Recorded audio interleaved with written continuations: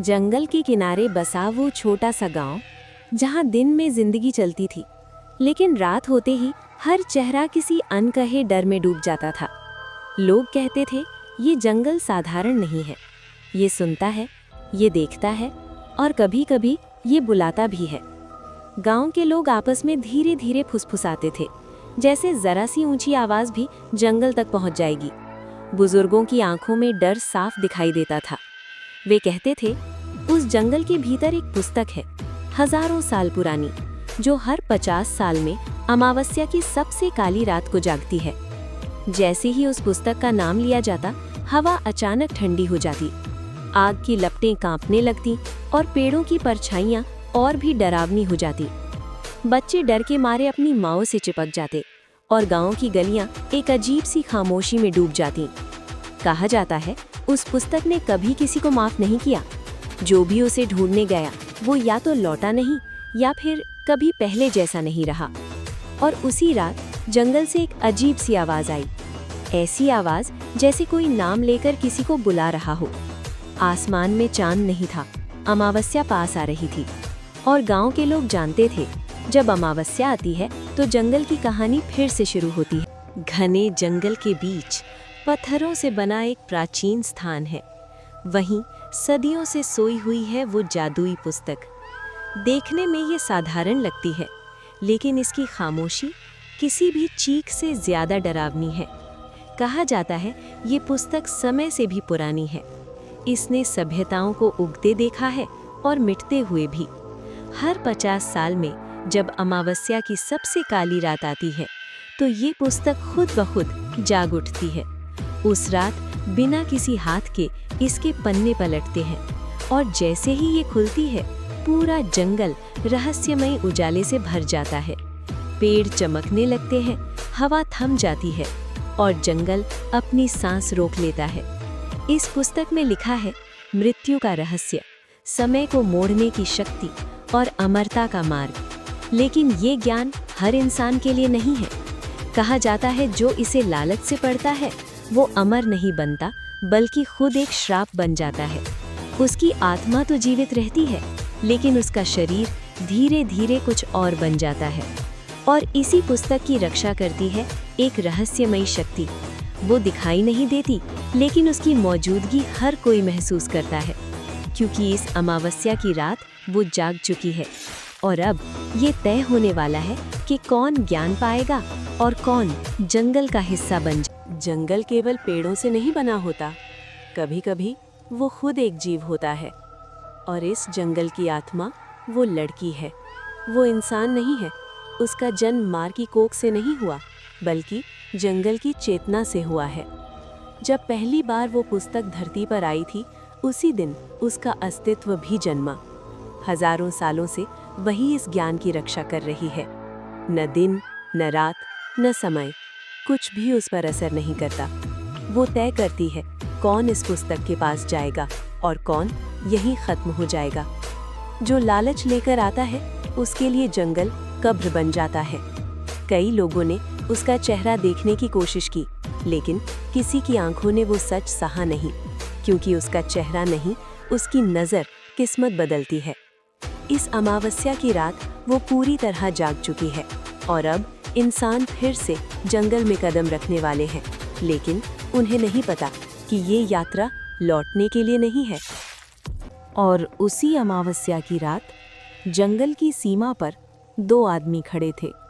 दोनों की सांसें तेज थीं, लेकिन वजह अलग-अलग थी। एक के मन में डर था और दूसरे के मन में सिर्फ लालच। दोनों जानते थे कि जिस रास्ते पर वे खड़े हैं वो साधारण नहीं है। फिर भी उन्होंने पहला कदम जंगल के भीतर रख दिया और जैसे ही उनके पैरों ने जमीन को छुआ, हवा अचानक थम गई। जंगल उन्हें देखने लगा। हर कदम के साथ रास्ता बदलने लगा। जो रास्ता सीधा दिख रहा था, वो धीरे धीरे घूमने लगा। उन्होंने पीछे मुड़कर देखा, लेकिन पीछे अब कुछ भी नहीं था। वापसी का रास्ता गायब हो चुका था। अचानक जंगल के भीतर एक गहरी आवाज गूंजी, वापस चले जाओ। डर से भरा आदमी एक पल के लिए रुका, लेकिन लालच से भरा आदमी उस आवाज पर हंस पड़ा, क्योंकि लालच डर से भी तेज होता है। तभी पेड़ों के बीच किसी की आंखें चमकी। वो थी जादुई पुस्तक की रक्षक। वो कुछ नहीं बोली, लेकिन उसकी मौजूदगी ही चेतावनी थी। उसकी आंखों में गुस्सा नहीं था, सिर्फ एक फैसला था।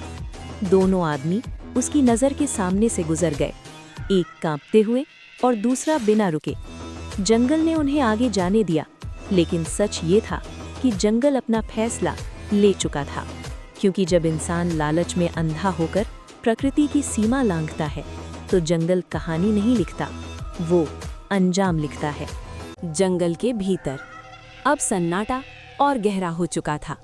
दोनों आदमी लगातार आगे बढ़ रहे थे, लेकिन अब डर और लालच के बीच की दूरी खत्म होने लगी थी। अचानक पेड़ों के बीच एक तेज उजाला फूटा। वो जादुई पुस्तक थी। पत्थरों के उस प्राचीन स्थान पर पुस्तक अपने आप खुल चुकी थी।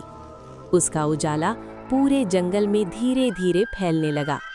लालच से भरा आदमी उस रोशनी की ओर दौड़ पड़ा। रक्षक ने पहली बार आवाज उठाई, रुको! लेकिन लालच अब सुन नहीं सकता था। उसने पुस्तक को छू लिया और उसी पल जंगल ने सांस रोक ली। तेज हवा चली, जमीन कांप उठी और उजाला अचानक अंधेरे में बदल गया।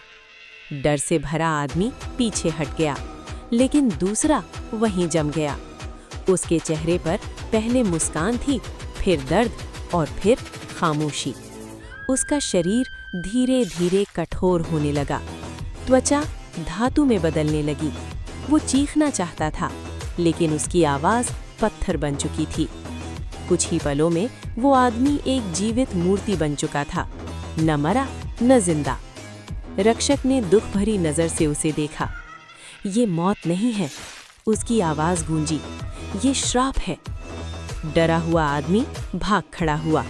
वो जंगल से तो निकल आया, लेकिन श्राप उसके साथ बाहर भी आ चुका था। क्योंकि जिसने पुस्तक को देखा था, वो कभी पूरी तरह बच नहीं सकता। और जंगल फिर से शांत हो गया, जैसे कुछ हुआ ही न हो। जंगल से निकलने के बाद वो आदमी जिंदा था, लेकिन वो जानता था कि कुछ उसके साथ अंदर ही अंदर बदल चुका है। शुरुआत में सब सामान्य लगा, लेकिन जैसे जैसे दिन बीतते गए, उसका शरीर ठंडा होने लगा। उसकी सांसें चल रही थीं, लेकिन दिल भारी होता जा रहा था।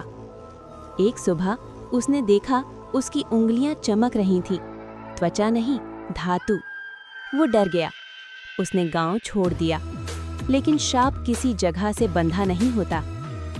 हर रात वो सपना देखता, वही जंगल, वही उजाला और वो पुस्तक। उसकी नींद अब उसी जंगल की कैदी बन चुकी थी। धीरे धीरे उसका पूरा शरीर धातु में बदलने लगा। चलना मुश्किल हो गया, महसूस करना और भी मुश्किल। आखिरी रात वो फिर से जंगल के सामने खड़ा था। वो जानता था यही अंत है। रक्षक पेड़ों के बीच से सामने आई। पहली बार उसकी आंखों में दया थी। तुम लालची नहीं थे, उसकी आवाज गूंजी, लेकिन तुमने देख लिया था। वो आदमी घुटनों के बल गिर पड़ा और उसी पल उसका शरीर पूरी तरह धातु बन गया। वो अब जंगल का हिस्सा था। रक्षक ने पुस्तक को बंद किया, उजाला बुझ गया। जंगल फिर से शांत हो गया और आवाज आई, अब अगली बार 50 साल बाद। लेकिन कहा जाता है, जब भी कोई उस जंगल से गुजरता है तो उसे धातु की एक मूर्ति दिखाई देती है, जिसकी आंखों में अब भी आंसू जमे हुए हैं।